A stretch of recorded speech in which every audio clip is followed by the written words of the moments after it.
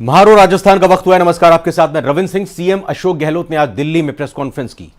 उन्होंने press conference में कहा कि सचिन पायलट और मैं टिकट के सभी फैसलों में शामिल हैं। हम सारे मतभेद भुला चुके हैं। पायलट के समर्थकों के सारे टिकट क्लियर हो रहे हैं। मैंने एक भी सीट को लेकर ऑब्जेक्शन नहीं किया है। वहीं उन्होंने कहा कि कांग्रेस में कभी मुख्यमंत्री का उम्मीदवार नहीं बनना चाहिए। जो उम्मीदवार बनता है वो कभी सीएम नहीं बनता है। मैं जब सीएम बना तो उस समय मैं उम्मीदवार नहीं था, मुझे सोनिया गांधी ने चुना। इतना ही नहीं, प्रेस कॉन्फ्रेंस के दौरान उन्होंने जांच एजेंसियों को लेकर केंद्र सरकार पर निशाना साधा। हम चाहते हैं कि आपकी विश्वसनीयता बनी रहे, बल्कि आगे और बढ़े। हम आपके साथ हैं। जहां फाइनेंशियल इरेगुलरिटी हो रही है, करप्शन हो रहा है, क्राइम हो रहा है, आप कड़ी से कड़ी कार्रवाई करो, तत्काल करो, जेल भेजो, अटैच करो प्रॉपर्टी। हम स्वागत करेंगे आपका। पर जिस प्रकार से आप इशारों पर, ऊपर के दबाव पर, ये साफ जाहिर पूरा देश देख रहा है, तो गांवों तो भी चर्चा होने लगी, गांवों के अंदर भी, कि ये क्या हो रहा है। गांव में चर्चा होने लग गई है। अब तो कई जगह ईडी वाले खुद ही जाके कहते हैं हम आधे घंटे बाद आने वाले हैं, आप थोड़ा देख लीजिए अपना आप को। संजीवनी नाम का एक घोटाला बहुत बड़ा राजस्थान होगा। लोग जेलों में बैठे हुए हैं। गजेंद्र शेखावत का जो नाम है केंद्रीय मंत्री, वो उसमें शामिल है, आरोपी है। उन्होंने मेरे खिलाफ डिफेमेशन केस कर रखा है दिल्ली में, वो अलग बात है। पर मैं पूछना चाहता हूं, हमारी एसओजी ने FIU जो होता है फाइनेंशियल मिनिस्ट्री के अंदर, फाइनेंशियल इरेगुलरिटीज यूनिट, उनको 50 बार टेलीफोन किए, लिख के भेजा, भाई आप हमारी इमदाद करो, क्योंकि फाइनेंशियल का ट्रांजेक्शन विदेश के अंदर भी है। इसका कोई कार्रवाई नहीं करी। एक बार जवाब दिया, रुक गए। जितने फैसले हुए हैं सबकी राय से हुए हैं, सबकी राय हो। जो भी सचिन पायलट साहब के जो हमारे सपोर्टर भी होंगे, उन सबके फैसलों में भागीदार बन रहा हूं, उनके पक्ष में। तो आप सोच सकते हो कितने स्मूथली फैसले हो रहे हैं। ये तकलीफ बीजेपी को होती है और किसी को नहीं होनी चाहिए। MLA के खिलाफ में जो है 4 करप्शन के भी हैं, और मतलब उनके खिलाफ में एंटी ह्यूमैनिटी है। ये है, लोग उम्मीद करते हैं बहुत टिकट कटेंगे।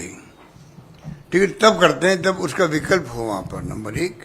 नंबर 2, ये विपक्ष का काम है माहौल बनाना, पर्सन बनाना। भाई करप्शन बहुत हुआ है MLA के ऊपर, इसलिए एंटी में लागू होती है। जब मेरे MLA को ऑफर था पैसा 10 करोड़ रुपये पहली किस्त, और टच एंड गो था वो, ऐसा नहीं कि मैं कोई 20-25 लोगों लेके बैठा हूं वहां पे एक्स्ट्रा।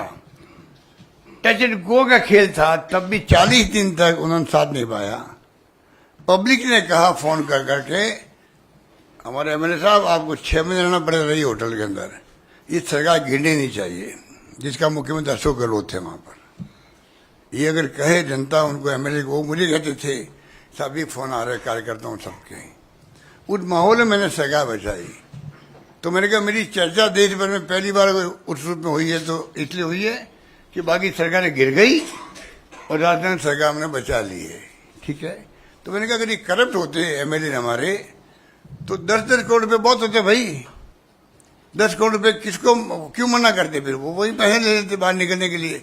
बाहर निकलते हमारी सरकार गिर जाती। और इधर दिल्ली से ये बड़ी खबर यह है कि राजस्थान बीजेपी की दूसरी लिस्ट को लेकर कवायद तेज हो रही है, और आज एक बार फिर कोर ग्रुप की बैठक होगी। प्रहलाद जोशी के आवास पर कोर कमेटी की बैठक होगी। कोर ग्रुप की बैठक के बाद कल CEC की बैठक प्रस्तावित है। PM मोदी की अध्यक्षता में बैठक होगी। CEC की राजस्थान के दावेदारों की किस्मत का फैसला होगा। CEC की बैठक के बाद बीजेपी की दूसरी लिस्ट जारी होगी। मंगलवार को कोर ग्रुप की बैठक में सभी 159 सीटों पर चर्चा नहीं हुई थी। तो 41 सीटों की पहली लिस्ट तो बीजेपी की तरफ से जारी कर दी गई। अब कवायद और कसरत 159 सीटों पर चल रही है, जिनमें बीजेपी चाह रही है कि हर एक सीट पर फूंक फूंक कर उम्मीदवार के नाम को फाइनल किया जाए। और इसी कवायद का हिस्सा ये माना जा रहा है कि आज कोर ग्रुप की बैठक होगी और कल CEC की मीटिंग होगी। प्रधानमंत्री की अध्यक्षता में बैठक होगी और उसके बाद माना जा रहा है कि बीजेपी की दूसरी लिस्ट भी आ जाएगी।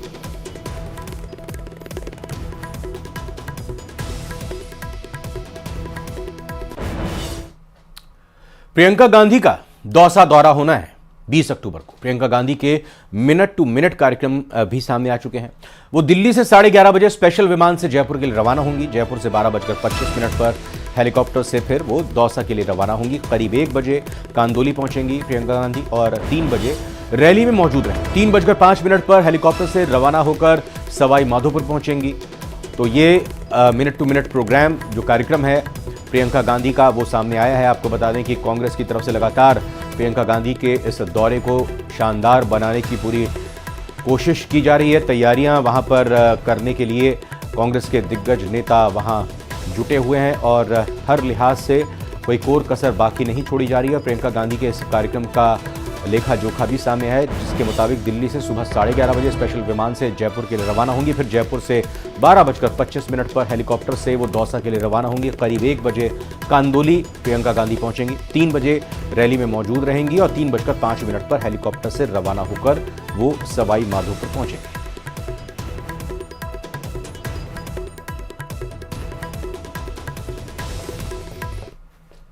नांगल मंडल के कार्यकर्ताओं के साथ बैठक में विद्याधर नगर से बीजेपी प्रत्याशी दिया कुमारी ने बड़ा बयान दिया है। उन्होंने कहा है कि उनका लक्ष्य कांग्रेस मुक्त राजस्थान है। उन्होंने कार्यकर्ताओं को उनके जोश और उत्साह को वोटिंग में कन्वर्ट कराने की भी बात कही। सभी कार्यकर्ताओं से एक्टिव होकर चुनावी मैदान में पूरी तरीके से लग जाने की अपील भी की। यानी दिया कुमारी ने चुनाव प्रचार का आगाज पूरी तरह से कर दिया है। रहे ना रहे और अब पूर्ण रूप से हमको हमारे इस चुनावी जो हमारा ये मैदान है, जो ये एक युद्ध का मैदान है, उसमें हमको पूर्ण रूप से लग जाना है। अब हमारी ये बैठक के बाद सभी कार्यकर्ताओं से निवेदन करूंगी कि जैसा कि हमारा एक लक्ष्य है कांग्रेस मुक्त राजस्थान और भारतीय जनता पार्टी में पूर्ण रूप से कमल का फूल राजस्थान में खिलना चाहिए।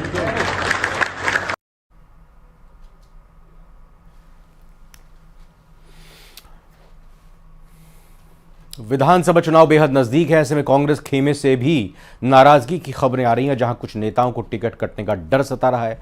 और इसी कड़ी में जैसलमेर सीट भी शामिल है और ऐसी खबरें हैं कि इस सीट पर पहले मानवेंद्र सिंह जसोल का टिकट फाइनल माना जा रहा था, लेकिन अब रूपाराम धंधे का टिकट देने की बात सामने आई है। खबर है कि इससे मंत्री शाले मोहम्मद नाराज हैं और उन्होंने अपनी नाराजगी प्रदेश नेतृत्व को बता दी है। 20 तारीख को कांग्रेस की पहली सूची आ सकती है। गोविंद डोटासरा दिल्ली से जयपुर आ गए हैं। उनके घर पर मिलने वालों का सिलसिला लगातार बना हुआ है। मंत्री साले मोहम्मद ने अभी उनसे मुलाकात की है। साले साहब, मुलाकात हुई, क्या बात हुई? देखो, मैं हमारे प्रदेश अध्यक्ष हैं तो कर्सी नाते एक मुलाकात हुई है। अभी पार्टी की CWC की मीटिंग भी हो गई है, तो लगभग कह रहे हैं कि टिकटें कुछ फाइनल भी होगी। हो सकता है आज या कल में कोई सूची आ जाएगी।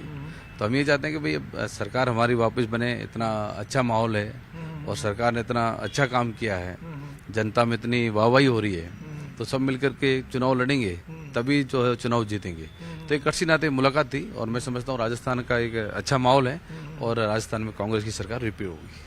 कुछ टिकटों पर संघर्ष बना हुआ, आखिर तक पार्टी डिसाइड नहीं कर पा रही है, फंसे हुए पेज। तो ऐसे में आप मानते क्या है, टिकट फेयर सिलेक्ट नहीं हुए तो फिर दिक्कतें आ जाएंगी? देखो, पार्टी ने जो सर्वे के आधार पर अभी जैसे सर्वे जितने भी हुए हैं, तो धरातल पर जनता जो बोल रही है उस सर्वे के आधार पर टिकट दे रहे हैं। अब सर्वे के आधार को छोड़ दोगे या जनता जो मांग कर रही है उस मांग को आप छोड़ दोगे, उस व्यक्ति को आप नहीं चुनोगे, तो कहीं ना कहीं मैं समझता हूँ कि उसका नुकसान पार्टी को होगा। कौन सी सीट पर आपको ज्यादा नुकसान होता हुआ दिख रहा है इन चीजों का, अगर ये नहीं हुआ तो? नहीं, सीटें देखो, पार्टी के पास, AICC के पास, PCC के पास सबके सर्वे हैं और सर्वे के अनुसार यदि टिकट देते हैं तो हर सीट पे सर्वे इनका आया हुआ है और एक बार नहीं 3-3, 4 बार का सर्वे है और उसमें सब में पता है कि भाई सर्वे में कौन कैसे आ रहा है। नहीं, ऐसे लोग कौन कौन है जिनके ऊपर पार्टी मेहरबान है और जो पार्टी को धोखा दे रहे हैं? देखो, ये सब चीजें पार्टी के पास हैं, पार्टी को बताने की जरूरत नहीं पड़ती। भाई पार्टी के पास किसकी रिपोर्ट नहीं है? आज मेरी रिपोर्ट पार्टी के पास नहीं है क्या? आज किस नेता की पार्टी को किस नेता को पता नहीं है कि कौन नेता पार्टी का नुकसान कर रहा है? तो ऐसी चीजों को क्यों नहीं देख रहे हैं लोग? कौन लोग हैं जो नुकसान करने वाले हैं धरातल पर? नाम तो बता दीजिए मंत्री जी। देखो, नाम बताने की जरूरत नहीं है। मैं तो इतना ही कहना चाहता हूँ कि इसमें सबकी राय शुमारी होनी चाहिए। बिना राय शुमारी को छोड़ करके आप कोई निर्णय लेते हो तो कहीं ना कहीं इसका नुकसान पार्टी को होगा। बहुत बहुत शुक्रिया। तो टिकट की घड़ी नजदीक है, उससे पहले कांग्रेस में भी सब लोग संतुष्ट नहीं हैं। मंत्री सालेह मोहम्मद को लग रहा है कि जिन लोगों ने पार्टी की मुश्किलें बढ़ाई, अगर उनके टिकट हो रहे हैं तो फिर उनकी वजह से पार्टी को नुकसान हो सकता है। इसलिए इन्होंने अपनी बात प्रदेश नेतृत्व से लेकर के पार्टी के आला कमान तक पहुंचाई है। देखना इनकी बात पर कितना गौर पार्टी फरमाती है। कैमरा पर्सन शेर सिंह के साथ बाबूलाल घायल, न्यूज 18 जयपुर। ईआरसीपी को लेकर केंद्रीय मंत्री प्रहलाद जोशी ने कांग्रेस पर जमकर निशाना साधा है। उन्होंने कहा ईआरसीपी को बीजेपी द्वारा लागू किया जाएगा। देश में ऐसी किसी भी बड़ी परियोजना को उनके यानी कांग्रेस के द्वारा लंबित रखा गया है, पेंडिंग रखा गया है। कांग्रेस झूठे वादे करने में माहिर है और उनके सारे वादे झूठ के पुलिंदे हैं। ईआरसीपी जो पानी का मुद्दा है, ये इम्प्लीमेंटेशन लागू करेंगे भारतीय जनता पार्टी, इसमें कोई शक नहीं है हमारे मन में। ये लोग किया है, अभी जब इनका सरकार था, ये जो भी सारे देश में जो भी ऐसे पानी का प्रोजेक्ट है, ऐसे बड़े बड़े प्रोजेक्ट है, अटका के लटका के रखा है। प्रियंका गांधी किस मुंह से आ रहे हैं उधर? क्या किया है इतने दिन? और अगर आपके पैसे से करना है तो इतने दिन क्यों नहीं किया? तो कांग्रेस झूठा वादा करने में एक्सपर्ट है। They are expert in lying to the people and Congress party का जो भी वादा है वो बंडल्स ऑफ लाइज है। तो इसीलिए इनको कोई नैतिकता नहीं है।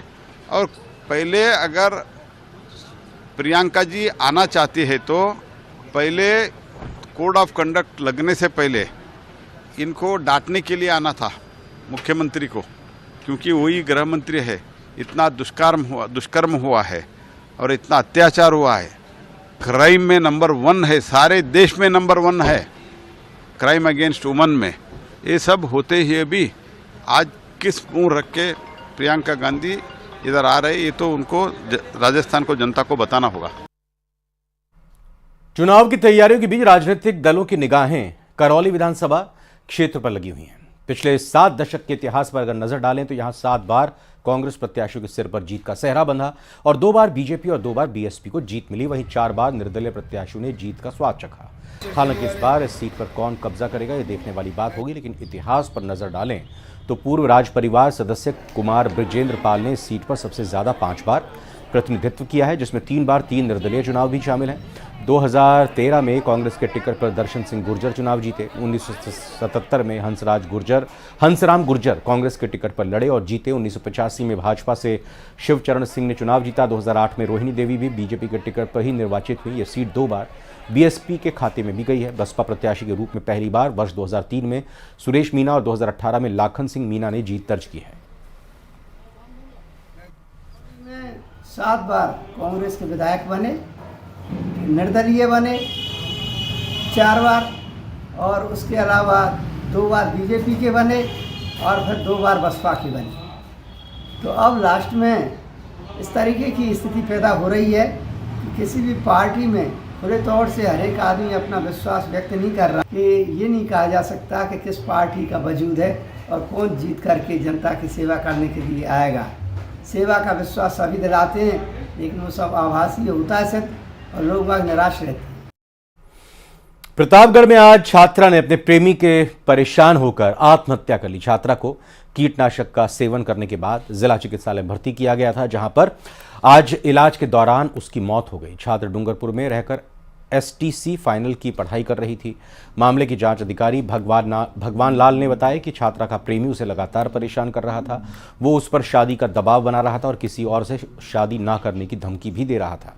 छात्रा ने परेशान होकर कपास में छिड़कने वाली दवाई पी ली, जिससे उसने अस्पताल में दम तोड़ दिया। पुलिस ने प्रकरण दर्ज कर मामले की जांच शुरू कर दी और शव का पोस्टमार्टम करवाकर परिजनों को सौंप दिया है।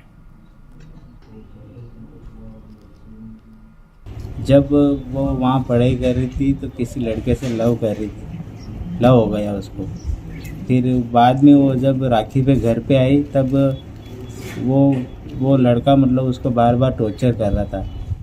सुश्री सुनीता डॉक्टर ऑफ धर्मा मीणा जो जिला चिकित्सालय प्रतापगढ़ में पॉइजन खाने से भर्ती थी, जहरीला मृत्यु हो गई है और पोस्टमार्टम कर लाश सुपुर्द की जाएगी। और कोचिंग नगरी कोटा में चोरों के हौसले इस कदर बुलंद हो गए हैं कि अन्नतपुरा इलाके में एक साथ 3 मकानों में सेंध लगाई और चोरी की वारदातों को अंजाम दिया। चंद मिनटों में फरार भी हो गए। एक मकान मालिक के जाग जाने पर बदमाशों ने पत्थर फेंके। चोरी की वारदात को अंजाम देने वाले बदमाशों के चेहरे सीसीटीवी में कैद हुए हैं। पीड़ित लोगों ने चोरी की शिकायत अनंतपुरा थाना पुलिस को दी है।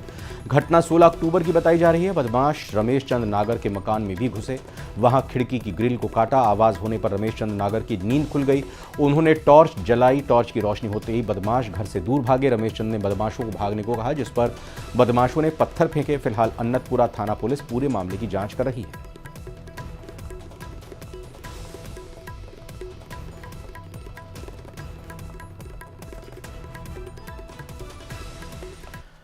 अजमेर के रामदेव नगर इलाके में पैसे के लेन देन को लेकर मारपीट कर महिला की हत्या का मामला सामने आया है। पीड़ित की ओर से भांजे और उसके बहन के खिलाफ हत्या का मुकदमा क्रिश्चियनगंज थाने में दर्ज कराया गया है। मामले की जानकारी मिलने के बाद क्रिश्चियनगंज थाना पुलिस भी मौके पर पहुंची और हालात का जायजा लेते हुए शव को JLN अस्पताल की मोर्चरी में रखवाया। फिलहाल पुलिस ने मामला दर्ज कर जांच शुरू कर दी।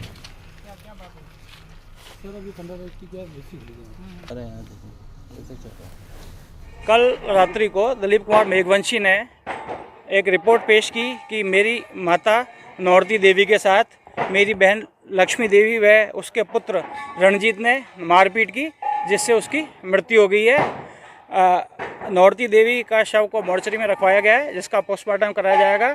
उक्त मामले में थाने पर 302 का प्रकरण पंजीबद्ध किया गया है। अजमेर के सावर कस्बे में ऐतिहासिक धरोहर तीखी डूंगरी की पत्थर से बनी छतरी को असामाजिक तत्वों के जरिए तोड़ दिया गया। इसके बाद गुस्साए लोग मौके पर पहुंचे, नाराजगी जाहिर की। बताया जा रहा है कि सावर कस्बे में बनी ऐतिहासिक धरोहर राजा महाराजा काल की है। उस वक्त छतरी पर चढ़कर सावर क्षेत्र की चौकीदारी की जाती थी। ऐतिहासिक कलात्मक छतरी को सैकड़ों साल पहले पत्थर की अद्भुत कारीगरी से बनाया गया था। सावर थाना की पुलिस भी मौके पर पहुंची, जांच शुरू कर दिया। वहीं नगर पालिका अध्यक्ष की रिपोर्ट पर मामला दर्ज कर लिया गया है।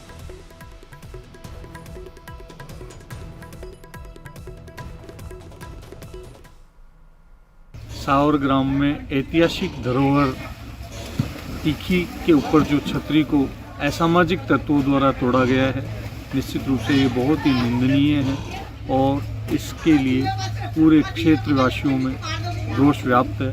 थानाधिकारी महोदय को इस बाबत एक रिपोर्ट दी गई है, जिसमें वो कार्रवाई कर रहे हैं। निश्चित रूप से जिन असामाजिक तत्वों द्वारा ये कृत्य किया गया है, उनको जल्द ही गिरफ्तार किया जाएगा। जयपुर में आबकारी विभाग की कार्रवाई हुई है। शराब माफिया के खिलाफ ताबड़तोड़ छापे पड़े हैं। जगतपुरा, मालवीय नगर, मानसरोवर इलाके में रेड डाली गई। 205 अवैध अंग्रेजी इंपोर्टेड शराब की बोतलें जब्त की गई हैं।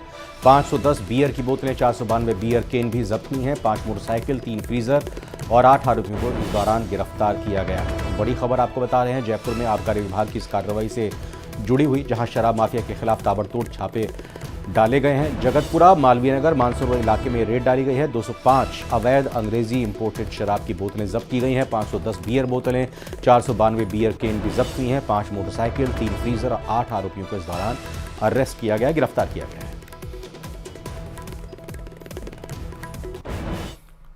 देश की प्रथम सुरक्षा पंक्ति कही जाने वाली सीमा सुरक्षा बल जहां 24 घंटे देश की सुरक्षा में समर्पित नजर आती है, वहीं सरहदी जिले जैसलमेर के 1022 तोपखाना रेजिमेंट में BSF के जवानों को शारीरिक रूप से फिट रहने का जहां हमेशा पाठ पढ़ाया जाता है, वहीं मानसिक रूप से फिट रहने के लिए भी आध्यात्म का पाठ भी पढ़ाया जाता है। इस रिपोर्ट में देखते हैं।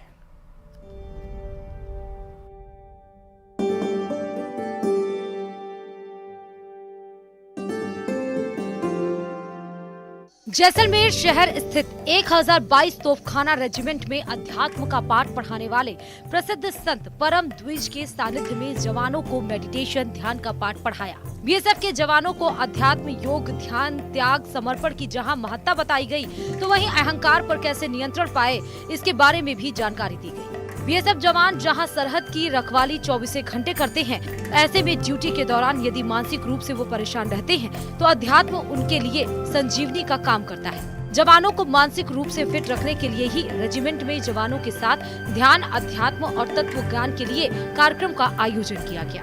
अभी हमारे देश की संस्कृति भी रही है कि हमारे देश से बहुत अच्छे आध्यात्मिक गुरु और बहुत अच्छे वैज्ञानिक उन्होंने विदेशों में जाके हमारा देश का नाम ऊंचा किया है। इसी तरह से परम द्विज जो है हमारे देश की संस्कृति को, हमारे देश की बाकी उपलब्धियों को और खुद अपनी बातों को भी ऑस्ट्रेलिया जैसे विशाल देश में उसको वहाँ रख रहे हैं, जिससे हमें बड़े गर्व की अनुभूति। अध्यात्म का पाठ पढ़ाने वाले परम द्विज भारत के निवासी हैं, जो ऑस्ट्रेलिया में पिछले 20 से 25 सालों से रह रहे हैं। ऑस्ट्रेलिया में रहने के बावजूद अपनी मातृभूमि भारत से प्रेम के कारण वो ऑस्ट्रेलिया सरकार की नागरिकता लेने से इनकार भी कर चुके हैं। परम द्विज ने अपनी करोड़ों की संपत्तियों और बिजनेस छोड़कर अध्यात्म का रास्ता अपनाया है। इस दौरान उन्होंने जवानों को भी संबोधित किया और उन्हें जीवन में सदैव तनाव से मुक्त रहने का मंत्र दिया। और जो बीएसएफ का और जवानों का जो रास्ता है वो पूरी तरह से निस्वार्थ है और इस दृष्टि में वो आध्यात्मिक है। और कैसे हम इसको और बढ़ा सकते हैं अपने जीवन में, इस बारे में थोड़ी सी चर्चा की कि कौन कौन से 10 ऐसे कार्य हैं जो हम कर सकते हैं जिससे आध्यात्मिक उन्नति हो और आध्यात्मिक उन्नति से आत्मिक बल मिले और आत्मिक बल के जरिए वो डिवोशन जो है, भक्ति जो है वो और ज्यादा स्ट्रांग हो। जवानों को शक्ति के साथ साथ ही मानसिक रूप से भी फिट रखने के लिए अध्यात्म का सहारा एक बड़ा ही सराहनीय कदम। ध्यान योग भारत की प्राचीनतम धरोहरों में से एक है, जो आज में कला और विज्ञान के साथ साथ औषधि रहित चिकित्सा में मदद करता है। न्यूज़ 18 राजस्थान के लिए सावल दान की रिपोर्ट। अजमेर के गंज थाना क्षेत्र में एक युवती से ऑनलाइन ठगी का मामला सामने आया है। फोन पर युवक ने लड़की से उसके पिता का दोस्त बनकर 27,000 रुपए हड़प लिए। पीड़िता के अनुसार कॉलर ने कहा कि युवती के पिता के कहने पर उसने लड़की के अकाउंट में पैसे भेजे, लेकिन गलती से ज्यादा धनराशि उसके पास ट्रांसफर कर दी। पीड़िता ने आरोपी के बहकावे में आकर उसके अकाउंट में अलग अलग ट्रांजैक्शन के जरिए 27,000 रुपए भेज दिए। ठगी का एहसास होने पर पीड़िता ने साइबर सेल में इसकी शिकायत दर्ज कराई। बाद में पुलिस थाने में मुकदमा दर्ज करवाया गया। फिलहाल पुलिस ने पीड़िता की शिकायत दर्ज कर मामले की जांच शुरू कर दी है।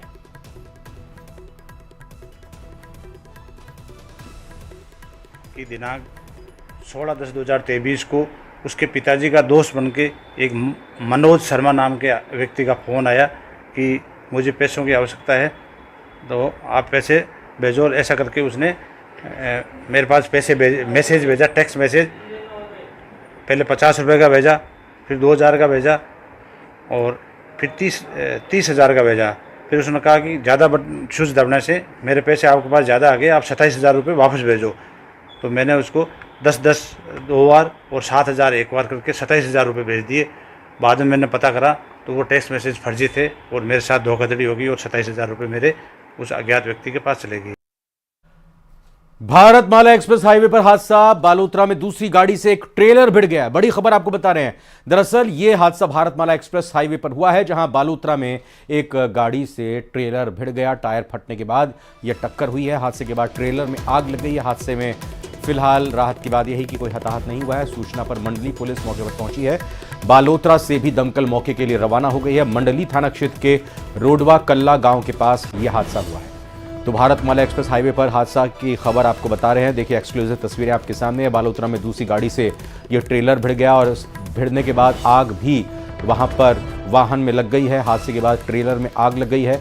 हादसे में कोई हालांकि हताहत नहीं हुआ है। सूचना पर मंडली पुलिस मौके पर पहुंची और बालोतरा से भी दमकल मौके के लिए आग बुझाने के लिए रवाना हो गई है। मंडली थाना क्षेत्र के रोडवा कल्ला गांव के पास यह हादसा हुआ है। ये तस्वीरें आप देख सकते हैं कैसे टक्कर लगने के बाद इस वाहन में आग लग गई। धू धू कर यह वाहन जलने लगा।